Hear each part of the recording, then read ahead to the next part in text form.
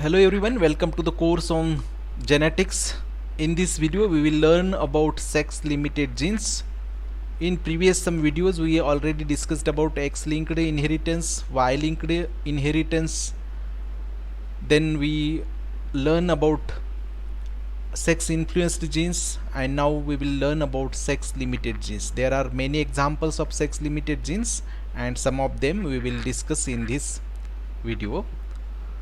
So first of all we'll see what are the sex limited genes. As title indicates, these genes are genes that are present in both sexes of sexually reproducing species, but they are expressed in only one sex and have no penetrance, or they are simply turned off in the other sex. So in very simple language we can say sex limited genes are the genes which may be present in both sexes. They may be present in males as well as in females, but their phenotypic expression can be seen in only one sex, that is either in males or in females. So such type of genes are known as sex limited genes. Means the genes have their penetrance in only one sex, or they are turned on in only one sex. In another sex their penetrance cannot be seen, or they are turned off in that sex. So such type of genes are known as sex limited genes.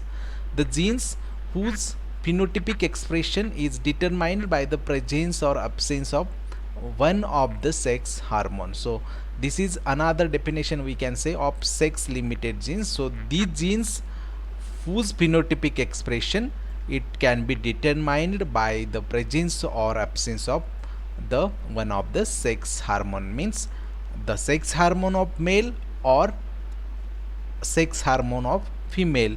It can determine the phenotypic expression of that particular gene. Their phenotypic effect is limited to one sex or other. Penetrance of sex limited gene in one sex remains zero, and they are mainly responsible for secondary sex characters in humans, cattle and fowls. So if they are expressing phenotypically in one sex, their phenotypic expression remains zero in another sex.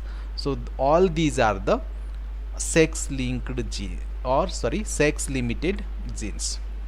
Now we will see some examples of sex limited genes in different types of organisms or in animals. First example we'll see beard development in human is a sex limited character. So men normally have beard but women normally do not have.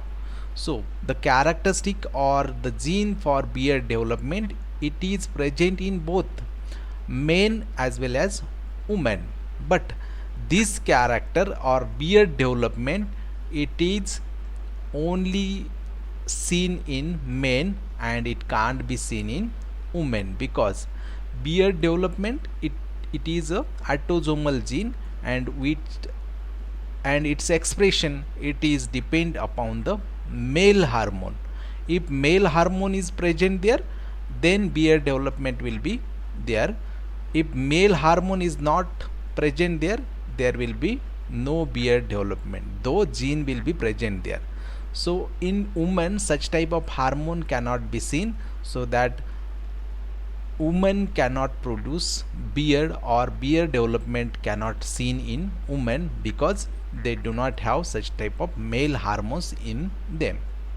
Second example, it is also example of human. In human, men have the genes for male voice, body hair and etc. So male voice, it is the characteristic, or it is a gene which is present in males, and it is autosomal one, and it will expressed only in the presence of androgens, which is present in males and not in females. So this characteristic or the trait of male voice, presence of body hairs, all these are the male traits, and they can be expressed only in the presence of the male hormone androgen. If these type of genes present in women, they will not expressed because women do not have androgen, and such type of genes though present in women, it will not be expressed. Third example we will see about bulls. The bulls, they have the gene for milk production. See, listen carefully. Bulls, it is male, it contains genes for milk production, but it cannot produce milk, and if it transmit that character or gene of milk production in their daughters and sons, their daughter will phenotypically express that gene or they will produce milk, but sons cannot.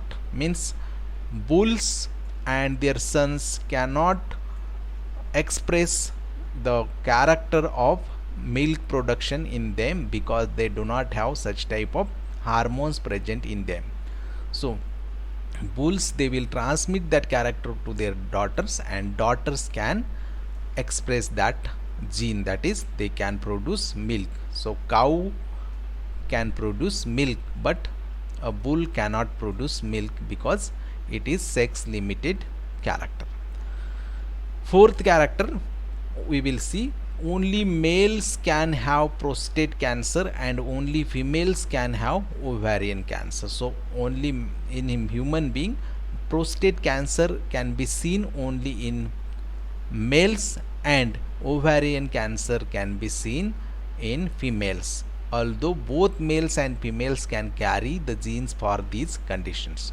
So both males and females have such type of genes in them, but ovarian cancer can be seen only in females and prostate cancer into the males because these are sex limited traits.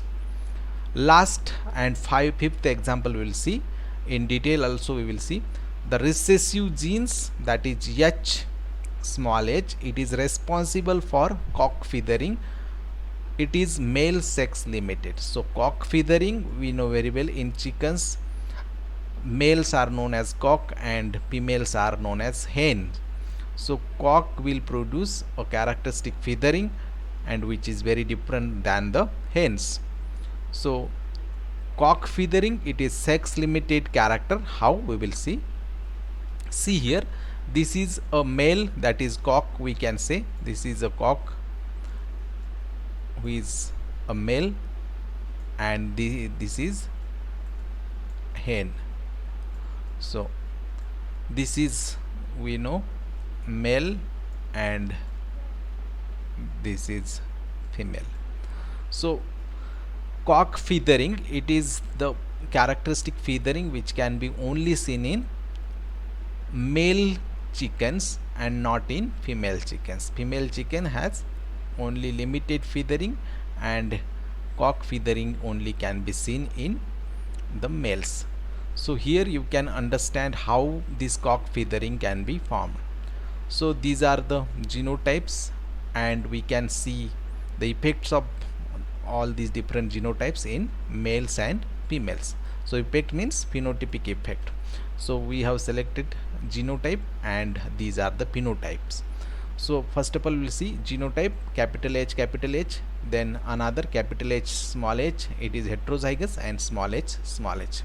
So in first case we will see in males, if male contains a genotype that is capital H means dominant characters, both dominant genes are there, then male as well as female, they are having hen feathering, means the feathering like females or hens.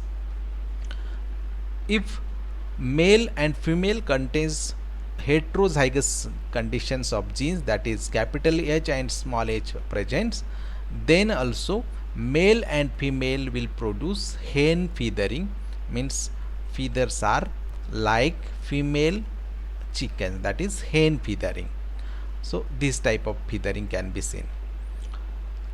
But if we see there is homozygous condition, both genes are recessive, that is small h, as per our statement you can see here, the recessive gene H is responsible for cock feathering in male sex, and it is male sex limited. So here both H and H are small, and if such type of homozygous recessive condition comes, it will produce cock feathering in males. But if similar types of genes are present in female, they will again produce hen feathering and not the cock feathering.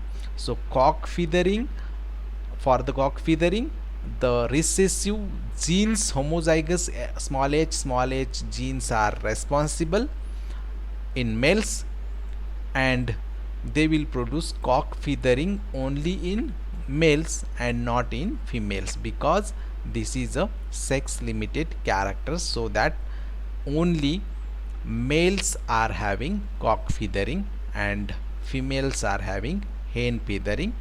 So these are the some examples of sex limited genes. These are some references. Thanks for your attention.